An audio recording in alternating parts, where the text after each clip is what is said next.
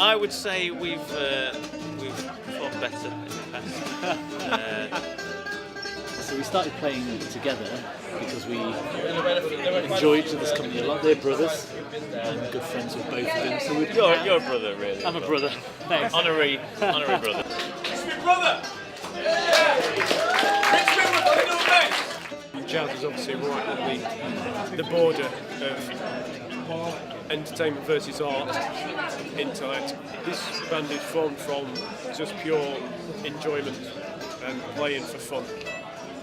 And obviously there's some intellect there, but Is there? in terms of education, it's become quite a formal thing. So the way we educate jazz has almost become more than the kind of end result, because there's not really enough gigs there for the musicians to do it. But there's a lot going on in terms of students and university and the formal education side of it. There's not the places to play these days for jazz musicians. So it's moved over to formal rather than just as it used to be.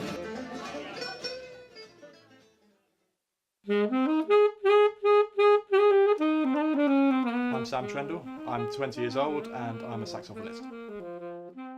It's an extraordinary feeling performing jazz. It's the way, I think about the African American communities, the communities in New Orleans, the communities in which jazz first came from, and they use jazz as a way to express themselves in a highly segregated country. I think it's important that we keep the spirit of traditional jazz and how and where jazz came from. I think young people at the moment are kind of reduced to maybe software. I think there are certain limitations imposed on them within an education system which doesn't really allow students to really express themselves through a curriculum. And I think there's a lot that can be done. Give young people more opportunities to kind of express their musical ideas. Kind of sitting down and actually talking about what exactly their inspirations are. Going right back and looking at today as well.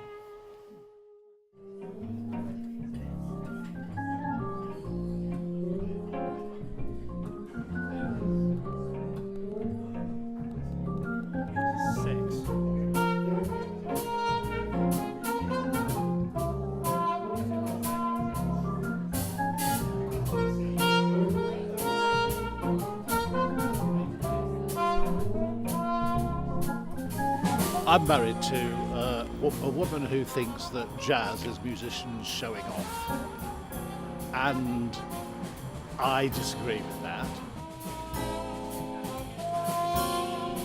I think what we get in jazz is people exploring the limits of their capabilities as musicians, and it's a soul thing and it's a heart thing. And you can't teach that. You cannot teach people how to swing. They either do or they don't.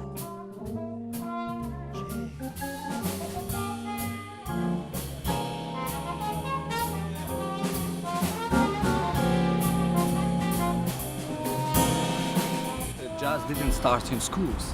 It took its roots from blues, and it evolved, and most of the jazz musicians didn't know the musical theory. I think that you look around the audience we've got here tonight, there's a lot of grey foxes, silver foxes, a lot of grey hair. The generation gap is in the audience, it's not in the music. There are some brilliant young jazz musicians. Brilliant. There was a band here composed of 19 and 20-year-olds. They were great. They were just fabulous. Improvising, making the music new. That's not going to change. There are young people coming through who are playing jazz as well as anybody's ever played it. It's the audience I worry about. We need more young people listening as well as all these young people playing. Because it's exciting music,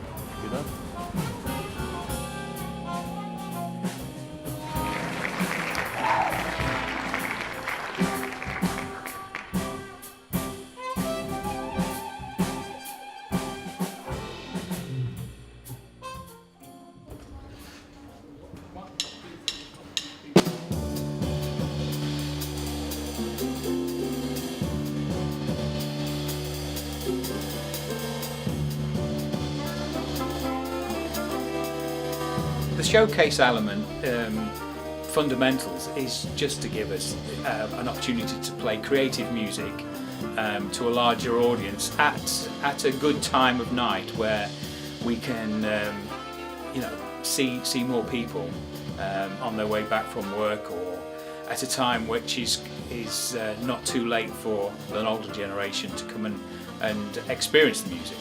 The easy access point is, a lot of the Disney movies that the kids grow up with that have a jazz or a swing background to the music. So people were able to access the music without knowing it was jazz.